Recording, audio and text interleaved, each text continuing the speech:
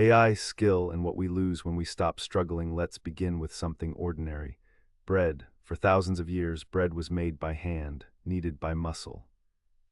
Watched by instinct, smelled for readiness. The baker knew the dough, knew the weather, knew when the yeast was happy and when it was sulking. Then factories arrived. Now bread is cheap, abundant, consistent. You can buy it at midnight in a fluorescent supermarket aisle. And yet somewhere in that transition, something changed. We didn't forget how to bake entirely, but most of us stopped needing to know, and that's where the real question begins. Right now, many developers feel something similar. If AI writes the code, what happens to the coder? If I don't struggle through syntax and debugging, do I lose the craft? But notice something subtle. We are only asking this question about coding. We are not asking it about email. We are not asking it about slide decks. We are not asking it about executive summaries. If a 50-year-old struggles to write a well-crafted email and uses AI to refine it, do we accuse them of intellectual decay? If a clerical worker can draft beautifully structured communications without deep strategic insight, does that make them a manager? No.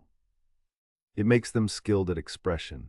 Insight and articulation are not the same thing, and that distinction matters enormously in the AI era. There is a recurring historical pattern here. Every time a tool automates output, we confuse output with understanding.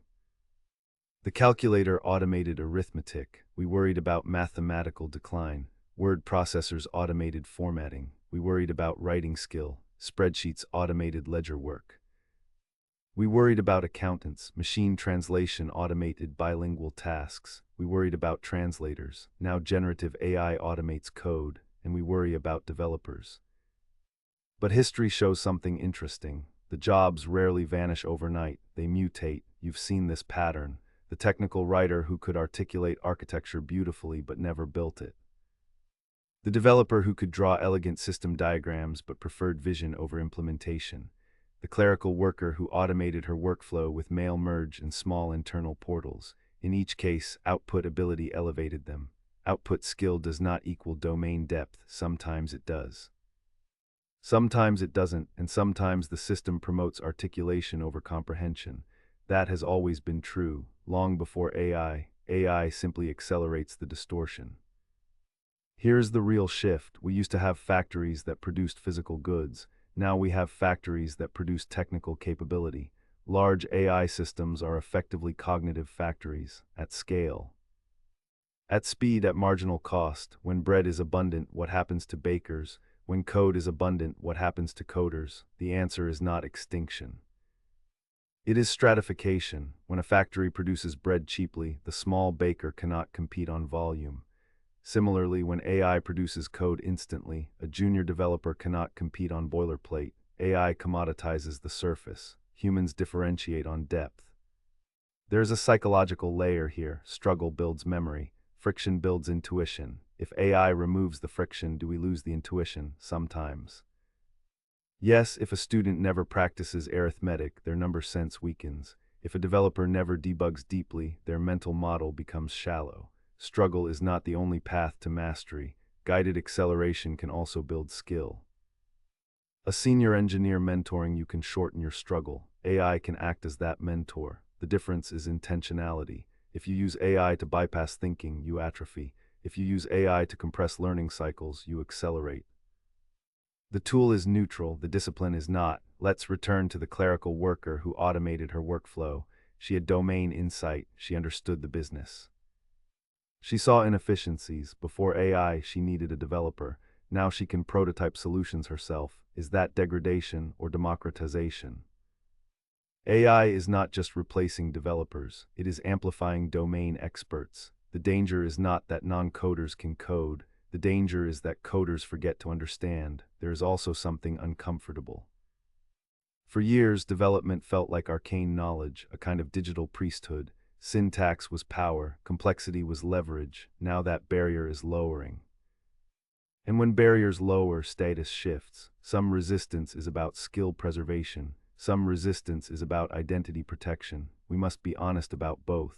When AI can generate a polished architecture document in seconds, what differentiates the real architect? Not formatting, not diagram neatness. It is trade-offs. It is the invisible constraints, the edge cases.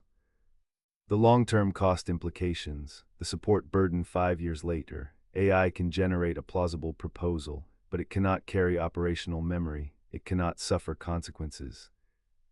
Humans do, and that changes decision quality. Here's the test. Can you still produce? Can you still reason through a system?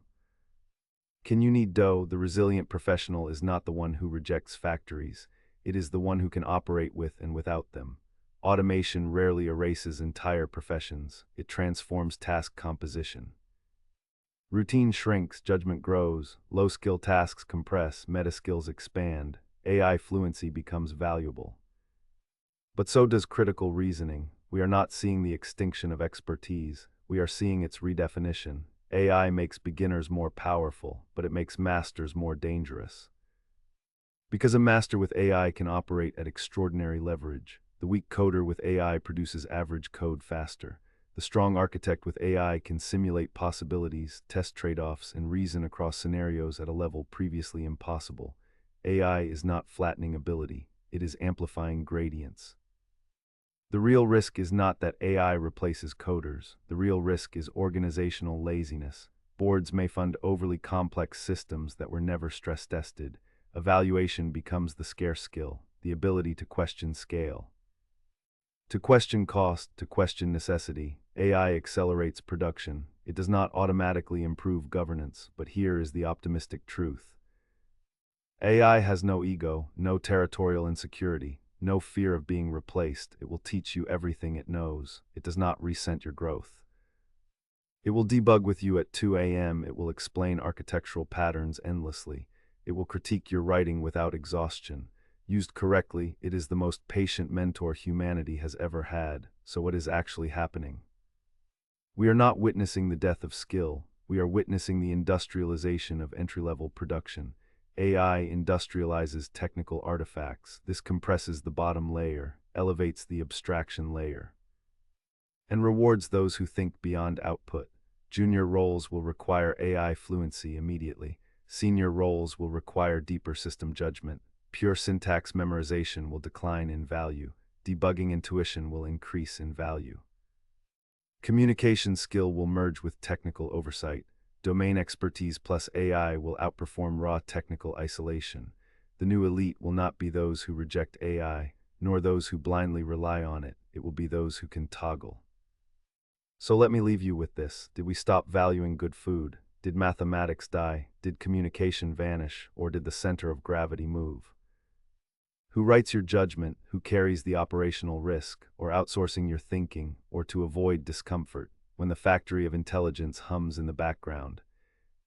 Or merely efficient operators? Would you still know how to bake your own bread? That is the conversation we need to have. Not whether AI replaces us, but whether we are choosing to replace ourselves.